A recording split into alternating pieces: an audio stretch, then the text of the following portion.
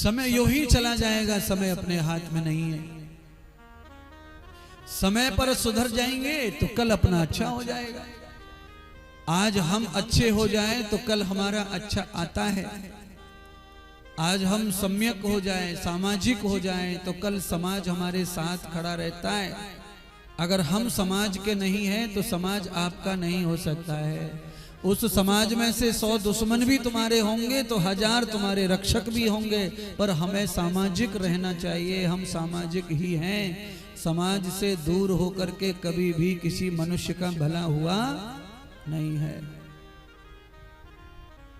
यूं तो चले जाओ हिमालय, पूरी दुनिया छोड़ दो, रास्ता खुल जाएगा भला होने का शायद।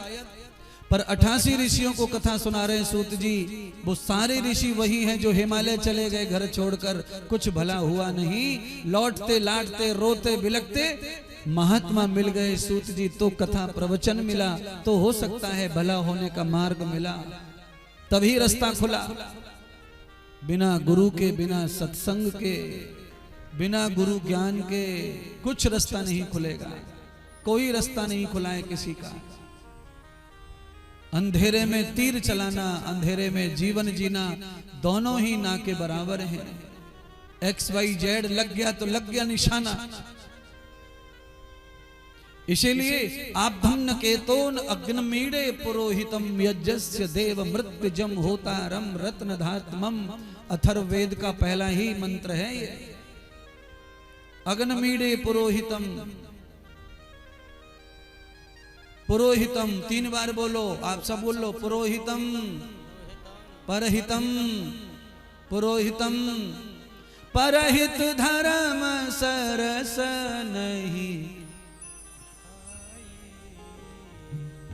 पर पीड़ा सम।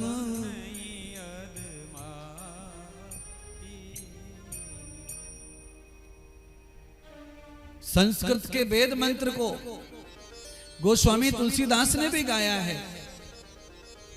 ये जीवन मिला है तो ये पुरोहित बनने के लिए मिला है। पुरोहित, हवन पूजा पाठ करने वाले पंडित जी को भी पुरोहित कहते हैं।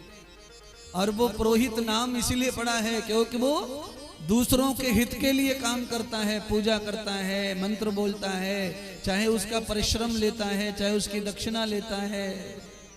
पर यज्ञ करने से दक्षिणा तो एक ही आदमी देता है, पर यज्ञ का फल पूरे गांव को मिलता है, पूरे देवता को मिलता है, पूरे जड़ चेतन को मिलता है, पशु पक्षियों को मिलता है, पेड़ पौधों को मिलता है। क्योंकि यज्ञ ऐसी भोजन है कि जिनके मुख नहीं होता है वो भी यज्ञ का भोजन ग्रहण करते हैं। क्योंकि यज्ञ का भोजन जड़ के लिए ही है। सूर्य चंद्रमा पृथ्वी आकाश, इनको मुख नहीं है, इसीलिए हवन से ही इन्हें भोजन प्राप्त होता है। अग्नि देवा नाम मुखम। ऐसे जो देवता हैं जो जड़ रूप हैं, उनका मुख स्वयं अग्नि होता है।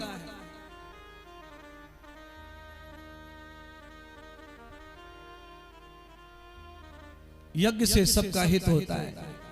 दुश्मन के घर में लड़ाई हो गई, चाचा से लड़ाई चली है कल, खेत की मेड़ के ऊपर सब काट डाले, पीट डाले, सवरे हॉस्पिटल में कोर्ट कचहरी चल रहा है। पर ताऊ के घर में हवन है रो तो चाचा के घर में खुशबू जाएगी रुकने वाली। इसीलिए पुरोहित कर्म है ये, सत्कर्म है ये, दुश्मन का भी भला करता है। यज्ञ उसके घर में जाएगा। आप चाहे तुरई को मुंह यूं कर ले, चाहे यूं कर ले, अगर कथा हो रही है तो कथा की आवाज हवा के साथ साथ दुश्मन के भी घर चली जाती है। ये भी महायज्ञ है कथा। इसीलिए इसे भी सत्कर्म कहा सनत कुमारों ने।